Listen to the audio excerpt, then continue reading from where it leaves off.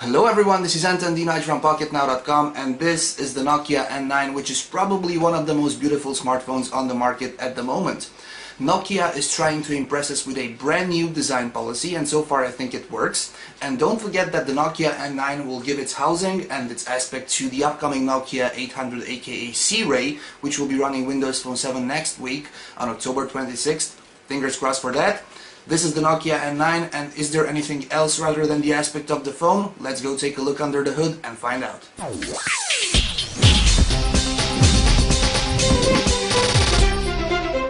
Okay, so let's kick this one off with a quick size comparison between the Nokia N9 and the Apple iPhone 4 or iPhone 4S for that matter. It's the same. As you can see, they are approximately at the same tallness.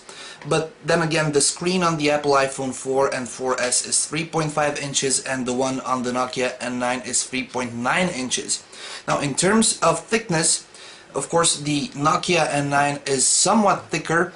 It measures 12.1 millimeters in thickness, but if you take a closer look, it's not that very well discernible because it has tapered edges and round edges which make it feel thinner and even better in hand compared to the iPhone 4. Now just for the sake of comparison, let's take a look at the European Samsung Galaxy S2, which is huge compared to the Nokia N9. Of course it's a lot slimmer, as you can see. Well, if you take a look at the hump at its back, they are approximately at the same thickness, but if you look for instance at the middle of the phone, the Samsung Galaxy S2 is the thinnest among them. But let's take a look at the new design on the Nokia N9. Okay, so in our previous video we told you that when you grab the phone it feels like a single slab of plastic, but then again it doesn't feel plasticky. And this is right because the Nokia N9 is made out of a single piece of crafted plastic. And as you can see, except for the top, where you will see all the places which house the SIM card and the micro USB slot, we'll take a look at those later, there are really no gaps in the phone. It's made out of a single piece of high quality plastic, and it doesn't feel cheap at all. It feels like excellent Nokia quality you've gotten used to by now. The screen is protected by Gorilla Glass, and it's very well crafted around the plastic. As you can see, it's not recessed, it doesn't stand out either at the top nor at the bottom, so it's very high quality design. Nokia have really managed to bring something new to the market. Of course this will appeal to some and some will not like it, but it's a new design and we have to applaud Nokia for this. Now let's take a look at the specifications of the phone. On the inside you have a Texas Instruments OMAP 3630 processor clocking at 1 GHz, which is the same processor which is on the Motorola Droid X. Then we have 1 GB of RAM, and the processor is aided by the PowerVR SGX 530 GPU, which brings a really good addition to the overall smoothness of the phone. We have an 8 megapixel camera at the back, which we'll take a look in a moment. And the phone comes in two variants, one with 16 GB and one with 64 GB of internal storage. It's strange that Nokia chose these two extremes. We would have liked to see a 32 GB model. This one right here is the 16 GB version, and we'll take a look at the phone right now. So on the top you have the speaker grill, which is really carved out of the plastic body. We have the Nokia branding, and here is the place you will find your proximity and light sensors. Then again you will see the screen, which I'll try to make it so that it reflects light. You can see that it's bluish, and this is Nokia's response to Samsung's Super AMOLED Plus screen. It uses Clear Bright technology for true black colors. It's an AMOLED screen and it's pretty good compared to the Super AMOLED Plus on the Galaxy S2. It's got 3.9 inches and it shows FWVGA resolution images, 854 pixels down and 480 across. At the bottom you will have your front-facing webcam, which is, we believe, a VGA webcam because it doesn't appear in specifications, but it might as well be a 1.3 megapixel camera. We're not quite sure about this one. And right here in the bottom, I'm not sure you'll be able to see it, Let me try to light it up. No, you cannot. There is a notification LED right here which glows in white. Okay, so let's take a look at the back of the phone.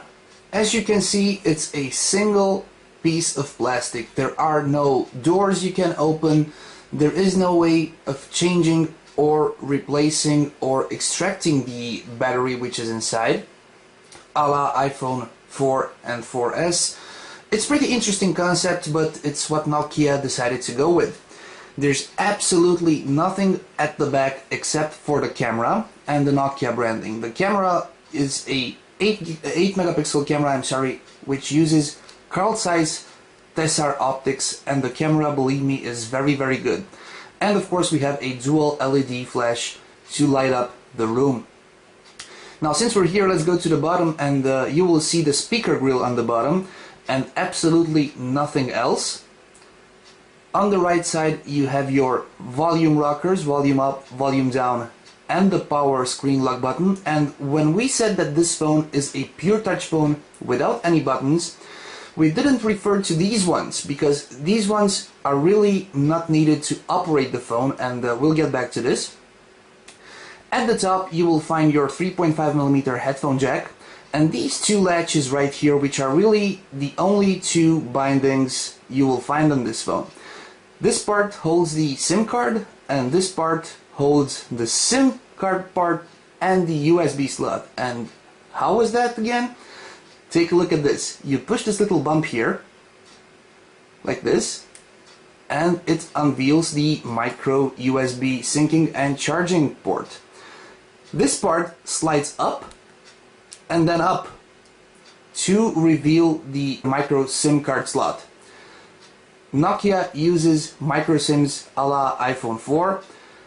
You insert the SIM card, you push it down, pull it down, close the latch, and this is just about every moving plastic part on this phone.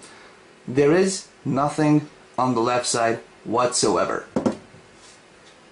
Getting back on my previous thought regarding the power button and that you don't need it to operate the phone, well, you'll say, what? Basically, you always need to push a certain power button or a home button on a phone to wake up the device when it sleeps. Well, you don't have to always push the power screen sleep button on the side of the N9. In order to wake it up, you just have to double tap the screen like this, and it's up. And since we've already managed to wake it up from its sleep mode, let's take a look at the screen. As you can see, colors are beautiful, vivid, and the blacks are really rich and deep blacks. Let's just see here a black screen. As you can see, there is no backlight. You just have the white icons and the gray text and nothing else. Let's get back to the screen, and since it's already here, let's try to compare it to the Super AMOLED Plus screen on the Samsung Galaxy S2. And we've prepared a fairly similar image to be displayed on both for the sake of comparison. Let's get these two up, and let's see what we have here.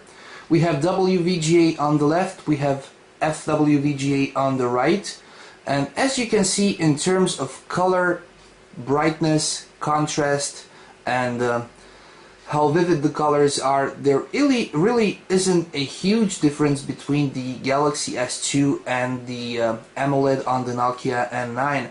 To be quite honest, I prefer the screen of the Nokia N9 because the Samsung Galaxy S2 tends to oversaturate colors, and it really doesn't display the true images which were captured. But this is a personal thought. It all comes down to your personal preference. I prefer the AMOLED screen on the Nokia N9 because it's really more natural. So this was a short look at the hardware of the Nokia N9. It's a great phone with a great design, and hopefully it will be the same phone with Windows Phone 7 next week with the Nokia C-Ray. This was Anton Dinaj from PocketNow.com. If you've enjoyed this video, please give us a thumbs up and stay tuned for more Nokia N9 coverage.